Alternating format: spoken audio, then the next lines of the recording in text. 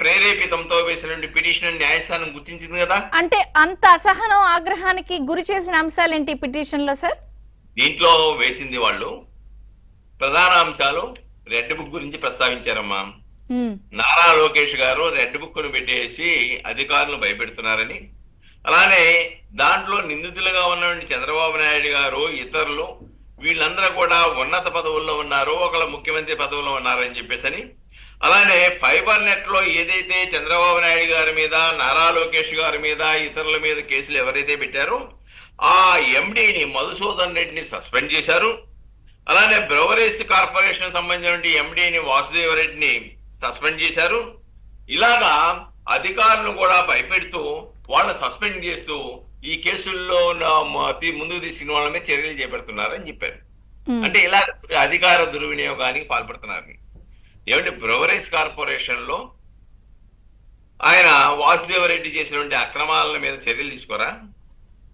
అలానే ఎండి Masudan Reddy fibre net ఇంకోటి కూడా రాశారండి. ఎన్నికలు విచారణ కౌంటింగ్ అయిపోయిన వెంటనే ఫైబర్ నెట్ యొక్క కార్యాలయాన్ని సీజ్ చేశారు అన్నాడు. నువ్వు ఆఫీసుల్లో గ్రంథాలను తీసుకెళ్లిపోతూ, కంప్యూటర్లో సమాచారం లేకుండా చేస్తూ, అలానే కార్యాలయాల్లో దస్త్రాలను దగ్ధం చేస్తూ ఇలా చేస్తూ ఉంటే ఆ సాక్ష్యాలను కాపాడటం తప్ప. కాబట్టి ఇలాగ అర్థం లేనటువంటి ఆరోపణలు చేస్తూ సిఐడి నుంచి సిబిఐకి ఇవ్వాలని చెప్తున్నాడు. అందుకు న్యాయస్థానం ఆగ్రహించింది. ఈ రోజున ఇక్కడ ఆల్రెడీ సిఐడి విచారణ జరిపింది, ఆయన హయాంలో జరిపింది. ఇది రాజకీయ దురుద్దేశంతో ప్రతీకార వాంఛ తీర్చుకోవడానికి చంద్రబాబు నాయుడు గారి మీద రాజకీయ దురుద్దేశంతో కూడిన పిటిషన్ ఇది అని చాలా స్పష్టంగా చెప్పింది. ఇటువంటి సీనియర్ న్యాయవాదిని కూడా మందలించింది. అంటే ఇప్పుడు లాయర్ టేకప్ చేయడం కూడా ఇది తప్పంటారా? అంత సీనియర్ మీద అసహనం వ్యక్తం చేసిందంటే ధర్మాసనం ఒకటి అది న్యాయవాది తప్పనన్న కానీ ఈ కేసు యొక్క రిఫ్లెక్షన్స్ న్యాయవాది మీద కూడా పడ్డాయి, సీనియర్ న్యాయవాది మీద కూడా. అంతేకాకుండా మీరు గనక ఈ కేసులో వాదిస్తే భారీ జరిమానా విధించి పిటిషన్ డిస్మిస్ చేస్తాము లేదా ఉపసంహరించుకుంటారా, ఈ ఆప్షన్ మీకు ఇస్తున్నామన్నారు. ఇంకా దిక్కులేని పరిస్థితుల్లో ఉపసంహరించుకున్నారనే విషయాన్ని ఇక్కడ గమనించాలండి.